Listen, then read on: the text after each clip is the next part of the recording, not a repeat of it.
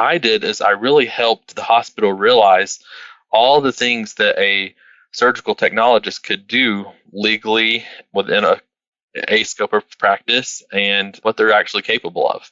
So I pushed that through the hospital system as this is what we can do, and you should be utilizing us in every manner.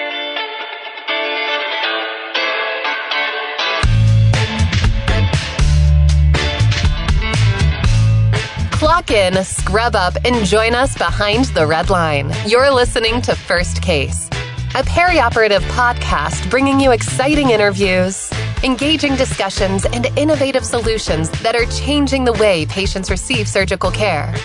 Each episode, we talk to frontline staff, perioperative leadership, and nursing entrepreneurs from across the country as they share their stories, experience, and expertise on the industry we love. From the back table to the boardroom, from wheels in to wheels out, we tackle the real-life issues affecting the OR. Whether you're tuning in for surgical service education or inspiration, we're glad you're here. And now, it's time to roll back and start the first case.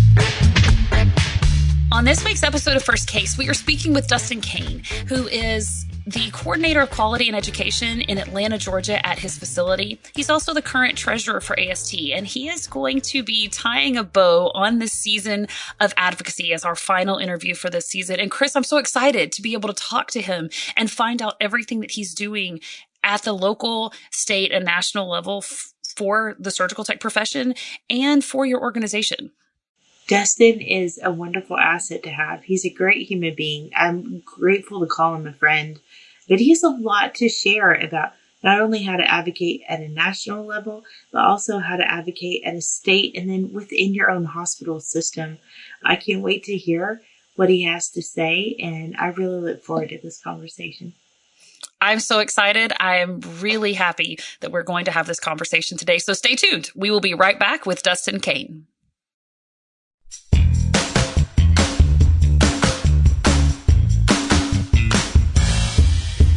Hi, I'm Chris Blevins.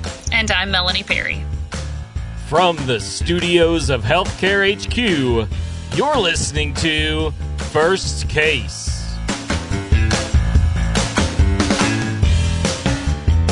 Joining us now is Dustin Cain, coordinator of quality and education at a hospital in Atlanta, Georgia, and the current treasurer for AST. Dustin, you and I met at the Georgia Council of Perioperative Nurses last September in Atlanta, and one of our former podcast guests, Erica Basora, highly recommended you for your advocacy for surgical tech. So thank you so much for joining us today.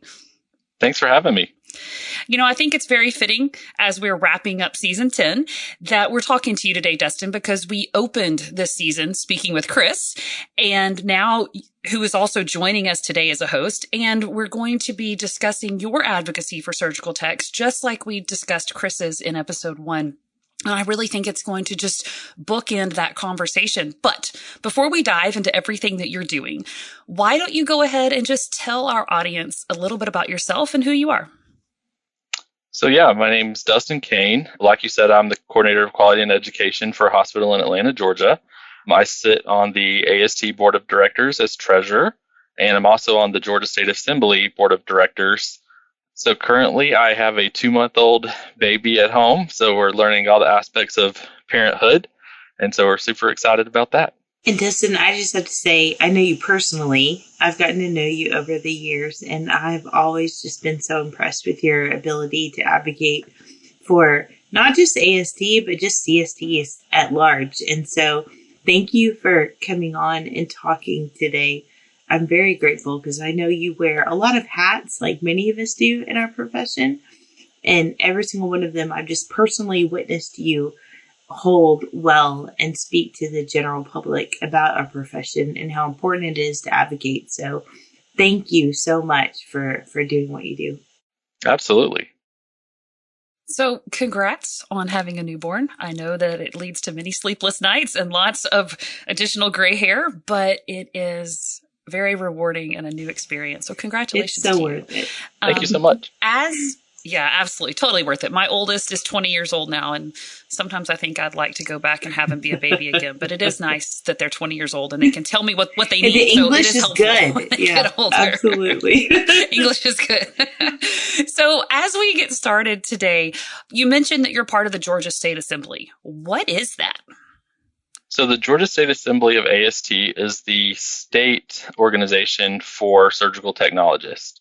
So currently here in the state of Georgia, we have 1,700 members here in the state, and we represent all of them, and we handle legislation in the state of Georgia, all kinds of advocacy things for the surgical techs here in the state of Georgia.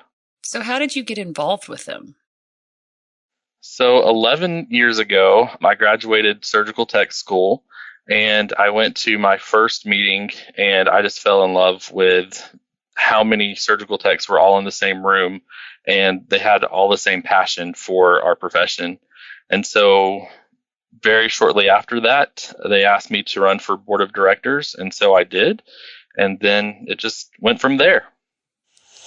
It's really cool. I have to tell you, I'm on the state of Tennessee board, and I've been on the state of Texas board, as we've moved across the country. And there's a national level of encouragement, I guess you could say, for a grassroots initiative to be able to, advocate for our profession and advocate for what we do.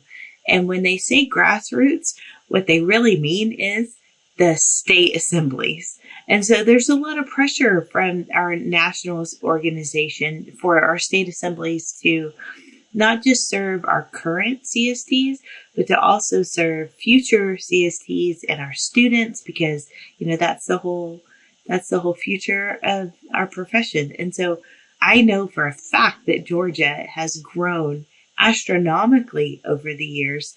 How is it that you all, because we're speaking about advocacy this season, and yes, it's incredibly important that we advocate for the patient, but also I think as CSTs right now, we need to advocate for our profession. So how did you all grow so quickly over the last few years? I'm curious. So it took a lot of hard work and dedication to our membership. So we turned our meetings in from having homemade sandwiches and Costco potato chips to, really putting all of our efforts into providing a great conference for our members. And so once we started doing that, we saw the numbers start to increase at all of our meetings. And then these people that come to the meetings, they just go back to their hospitals and tell other surgical techs how much fun they had, what a great conference it was. And it just constantly raised all of our, our membership across the state. So when you and I were talking prior to this podcast, because, spoiler alert, I do talk to the guests ahead of time just so we can really get a good idea of the conversation. But I do like to bring that back and share it with the audience, what we talked about. But we talked about a foundation and we talked about some community outreach that you're very proud of. Can you share what you've been doing? Absolutely. So I actually created the Georgia State Assembly Foundation for Surgical Technologists, and that has two different aspects. The first aspect is that for every state conference that we have, we go out into their city and we find a nonprofit organization that we would like to sponsor. So sometimes it's helping women's shelters, sometimes it's feeding the homeless, all kinds of different aspects of giving back to the community that lets us come into their neighborhoods and represent their CSTs. The second aspect of the foundation is actually giving back to the surgical technologist. So anytime a surgical technologist, say, has a death in the family, a natural disaster, any kind of thing where, they're having a really hard time making it financially, the foundation will actually support that CST through monetary donations, and we will give back to that CST to help them get them back on their feet again. I know personally of students who have taken advantage of the National Foundation scholarship and grant opportunities. And I think that, we in Texas mirror that, and to see other states, especially Georgia, be able to mirror those opportunities, I think is just a wonderful way, because we do want to give back to those who work so hard for us. But I also think that part of it is marketing that opportunity to our constituents and to our fellow CSTs. So how do you all go about doing that? And I think you can speak both on a national level and at a state level, because it might offer some opportunities for other states to do the same thing. Yeah, absolutely. So I currently serve as the chair of the National Foundation as well.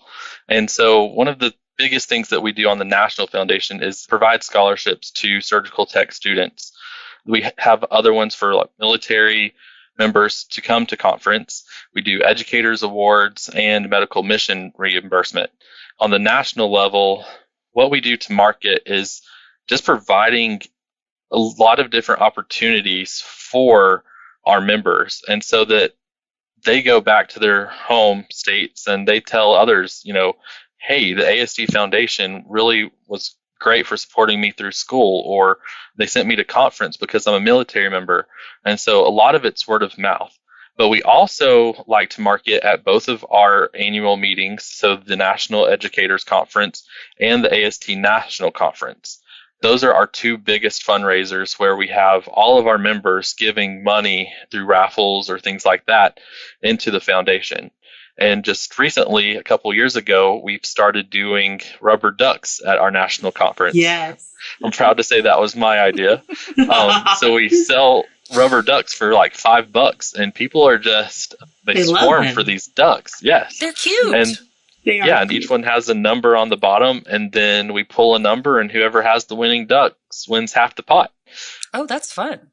So a little bit of temptation there for people. And so that's how we raise a lot of our money, is through the donations of our members. So in East Tennessee, like, I own a Jeep, right? Because in the mountains, that was the one thing, is I wanted to see the mountains as I was driving through them. But there's this community of Jeep owners, and they exchange ducks. They leave a duck on the hood of your Jeep, and you're supposed to display them up on the dash, which I already have bifocals. I don't need any other distraction from the road. So I don't ever do it. But I just think, oh my gosh, what a cool idea to have. And for some reason, it doesn't matter if you're 1 year old or if you're 50 years old. The rubber ducky is it's a hit. It never fails, right? It is, and it has made us a lot of money over the years. It's been money that you've raised to support your foundation and to support your organization. So it's definitely, while it's exciting and it's something that everybody can get behind because it's a cute rubber duck, you've done a really good job at supporting others and raising money, which is really ultimately the goal, I think, with any of the different ways that y'all have looked to raise money for your organization. And I think that's really neat to see that you've come up with creative ideas in order to get more people involved.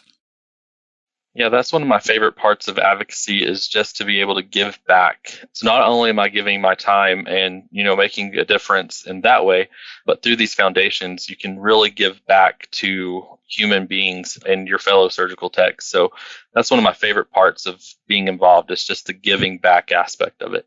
So outside of AST, I know that you as a surgical technologist do more for your hospital than just support the patient and the surgeon in the operating room. Can you speak a little bit about your role currently? Yes, absolutely. So across the country, a lot of hospitals have a nurse that educates the surgical techs. And so what my hospital said is, well, why don't we get a surgical tech to educate the surgical techs? And what a concept. And so novel idea. So brilliant, right? And so at first I was a surgical tech educator, and then I moved up into a coordinator position. But here at my hospital system, how I advocate for our surgical techs is just being their voice. I've become really good at advocating just by using, professional language and different techniques with leadership, and knowing how to talk to leaders that sometimes a surgical tech doesn't know how to do. And so when they have concerns, I take those to leadership, and I'm really the middleman between, upper leadership and the surgical techs. And that's one of the ways that I advocate for them on every level. But then also we created a ladder program here at our hospital. So through years of experience, your education level, and your certification, you can work up the clinical ladder And of course, every increase comes with a little pay increase and just more recognition. So we love our program here at our hospital. You talk about a ladder program and you talk about providing ways for surgical techs to advance their career, to move on up the ladder. And Chris, that goes back to what we talked about in your episode too, how being a surgical tech is a career. It is as much of a career as anybody else in the perioperative or healthcare space. It's not just a step to go do something else, but here's an opportunity to advance your career, to be that expert in the surgical field. It's an opportunity to advance your career, and that ladder program makes it possible. And I think that is a really good opportunity that more hospitals should really take advantage of. I mean, the dirty word here is pandemic, right? Like most of us are over it. We would love to move forward. I think it's going to be here forever. But I think Dustin would probably agree that during that pandemic, it showed people and hospital employees that our skill set actually extended beyond the operating room. And I've said it 1,000 times, and I'll say it again. No one has a clue what a certified surgical technologist is or does. Although it was horrific, and God forbid we ever go through it again, our skills were kind of publicized during that because, elective surgeries were paused, and you still had these hospital employees that needed hours and they needed things to do. And so they could see that, we are the experts on sterility. So we can do things like wound changes. And many of us have skill sets outside of that between, phlebotomists and being able to take vitals and, all of those things. So it really did kind of open the public's eyes to like, whoa, there's this allied health profession out there that maybe no one knows about. Dustin, how do you think your profession at your hospital has changed? Because having a clinical ladder in leadership specific to surgical technology, unfortunately, is a novel idea. Did you all see that come about, as the pandemic affected the operating room, or was it before that? I definitely think that the pandemic really showed the public what we were capable of as a healthcare allied health professional. For me, during COVID, I was in the ICU and I was turning patients and I was doing dressing changes and cleaning just everything around the ICU so that no one else got infected, things like that. And so then I was actually working at an elective surgery center during that time. So I had no choice but to either go to ICU or sit at home. You're weighing it. Right. And then, so for our clinical ladder, I think that has helped with the profession as well. And a role like mine in the hospital has also helped because a lot of times people don't know what a surgical tech is capable of. They don't know what they learn in school. They don't know, what they're coming into the hospital setting with. And so what I did is I really helped the hospital realize all the things that a surgical technologist could do legally within a scope of practice and what they're actually capable of. So I pushed that through the hospital system as this is what we can do, and you should be utilizing us in every manner. I know in your role that you also are a pathway for students to come into your hospital systems. And so there is a clinical ladder for like all employees of the hospital to be able to make a difference on other levels. But also there are, Dustin, there's a national shortage of surgical technologists everywhere. Your facilities in my area, like we're not immune to it. So the ability to be a clinical site, the ability to have preceptorship, the ability to have new individuals into our career field, that it's the best job interview ever, right? Because you get to see not only where they're at and how they are adapting to your culture, but you also get to see their growth pattern and how quickly they adapt to new skills. And a part of that advocacy, which is the general word for our season, is to advocate not just for our patient and our profession, but also for like growing that profession. And how do you see the hospital system and preceptors taking part in the ability to grow and add numbers to our field as opposed to finding pathways outside of it? So after the pandemic, we were not taking surgical tech students. And right after the pandemic is when I got this role. And what I said to my leadership is, I'm like, we have to start taking students again. We have the supplies. It's not a thing that we don't have supplies anymore. These students are sitting in classrooms not being able to go to clinical sites. We have to get them back into the operating room so they can finish out and so we can use them as surgical technologists. So I'm proud to say here at my hospital, we accept students from 3 different schools. So we're excited to see, the different level of education coming from each school. And we really work to grow these surgical tech students in whatever capacity they come to us in. And we hire these surgical tech students so that we've trained them how we want them to be trained. We know that they're good because I hold a very high standard to any student that does clinicals here. And so when they come in, we know that they're going to be good and they're going to take care of our patients and we're not going to have any problems. I mean, that's excellent. Like, it is the best orientation. And if you all, especially at the healthcare system you're in, you can give a large experience, a variety of cases. And yeah, that's how we grow, right? We're tired and we have a lot of overworked individuals. And Melanie, gosh, nursing isn't any different. No, it's not. No, everybody in the operating room is overworked and we need help.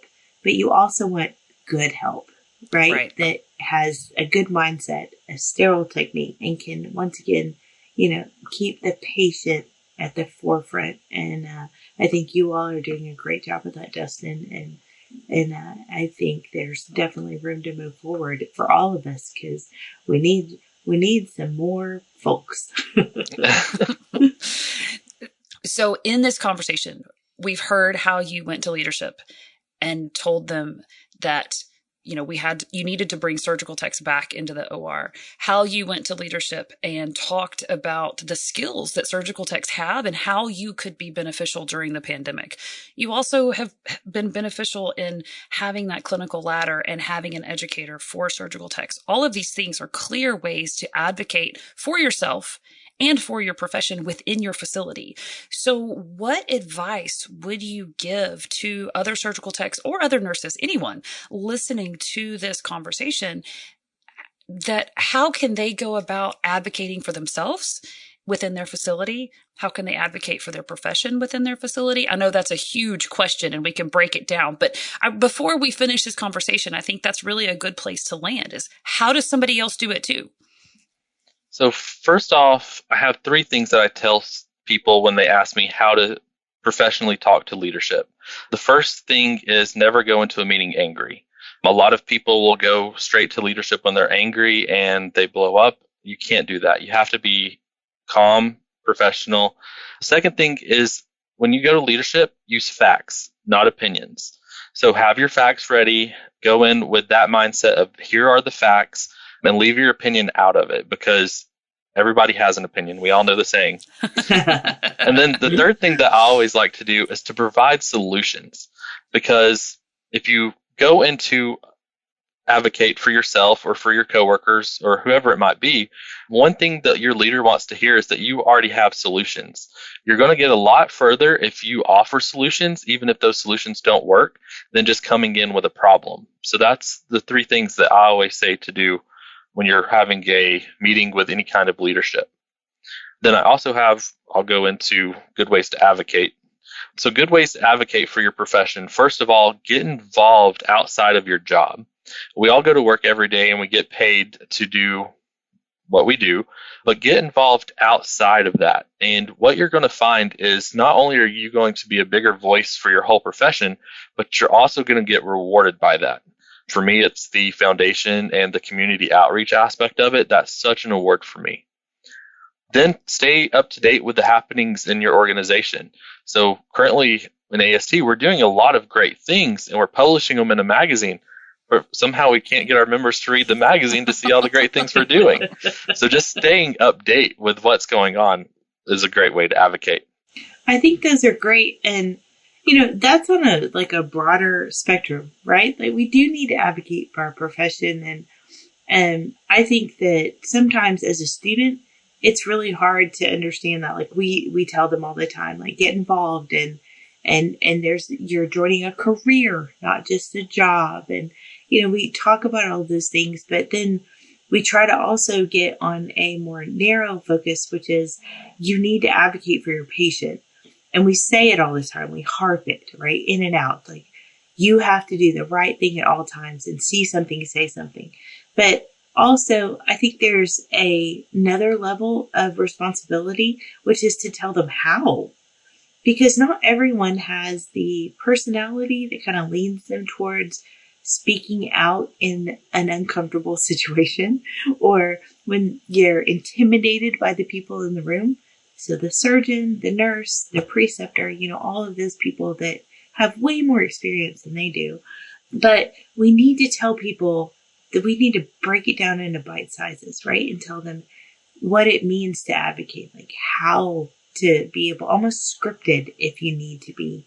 Do you run into that in your role at the hospital? Like, do you ever have to have those conversations with not just, yes, say something if you see something wrong or you question it, but this is how you do it in a professional standpoint that can lead to, a solution and not just people getting defensive. Yeah, absolutely. With our students, what I do is I first tell them to always do right things right, and you'll never have to hang your head. That's a quote of the great T.C. Parker. I love that. I was about to say, wait a minute, I know that quote. We just have to shout out to T.C. Parker because T.C. Parker is a staple and a mentor to many of us, not just in Georgia, but across the nation. She never pauses in being able to say exactly what it is that we need to do something right. And her strength and voice has been just amazing, not just in my career, but I know in Dustin's and several others. So when you look up advocacy, that's the picture you're going to see. It's T.C. Parker. For sure. Yeah. So with our students, I always bond with them and have a good relationship with them. And I tell them that I have high standards and I explain my standards to them. But at the same time, I'm building a relationship with them so that they feel that they can trust me. So even if they are having any kind of problems within their operating room, they can always come to me and let me know what's going on so that I can fix the situation or help fix the situation. And then also on the other side of that is our preceptors, our staff members here at the hospital. So we provide them all the time with education, definitely education on the difference in precepting a student who only knows what they've learned in school so far and precepting, trained, experienced individuals. So we are constantly teaching them how to precept and how to be better preceptors and also opening a relationship with them so that if anything is happening that needs to be fixed, that they can come to us as well. So we're seeing it on both sides of the spectrum from our students and our preceptors. That's huge. Don't you think, Melanie? Like having both sides of it. Also, not just having surg techs, but having nurses. Like it's a collaborative. I think you and I have talked about this ad nauseum, right? Yeah. Like having a collaborative environment. It takes every single person to be involved and care for the patient. Like, why aren't we extending that outside of the operating room? So, yeah, good on you, Dustin. Way to do that well. Yeah, no, I think that's fantastic. And really to remember that it takes both. There's the student and the preceptor and having those from both sides and not just putting the onus of everything on one person's shoulders, but it's on both. And I really like that.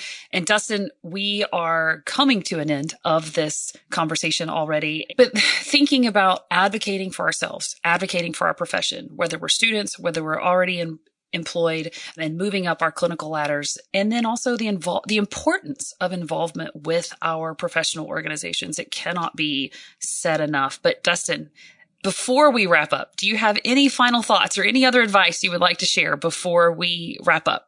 getting involved outside of just your job. And what I always say is be more than a surgical tech. You're going to be a surgical tech. You're going to come to work every day and take care of your patients. But to have a greater effect, get involved with other opportunities, whether it's at hospital-based, your professional organization. Just get involved in some of that and help be the difference that you want to see. One thing that is not advocacy is Facebook and being behind a keyboard at all times.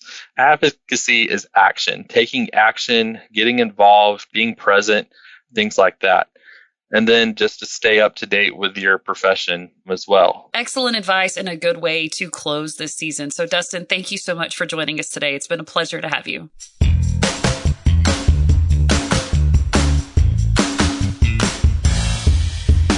That was Dustin Cain, Coordinator of Quality and Education at a facility in Atlanta, Georgia, and the current treasurer for AST, which is the Association for Surgical Technologists. And Chris, I really don't think I could think of a better way to end season 10 than talking about the ways we can advocate for ourselves, the ways we can advocate for our profession, being involved with our professional organizations. But what Dustin said about when you're advocating for yourself, don't do it when you're angry, and make sure you have a solution. Like, key things to remember when you are going to talk to leadership about an issue or about something you want changed. And that advice is just golden for anybody who's listening today. It really is. And it doesn't even matter what role you play in the operating room. And I think it's kind of fun and really happenstance that this was what we talked about in my first interview, right? Which started our season. And for Dustin to kind of reiterate it at the end that, you are coming into a profession and we do teach those soft skills, right?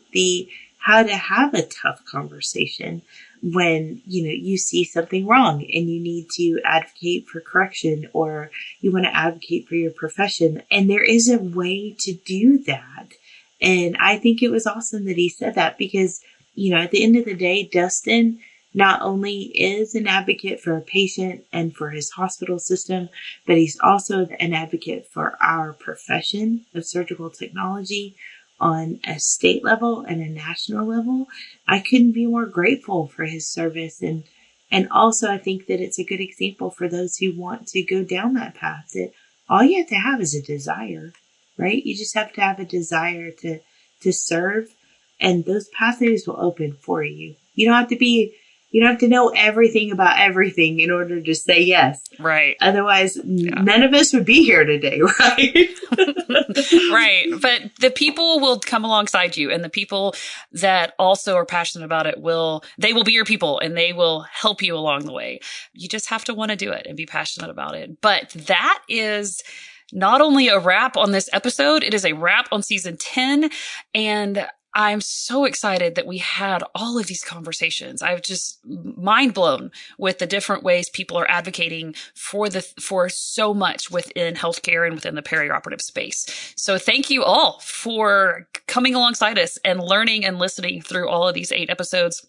We're so thankful that you have chosen to listen and learn with us. So on behalf of Chris and myself and the whole team here at First Case, thank you for listening to this week's podcast.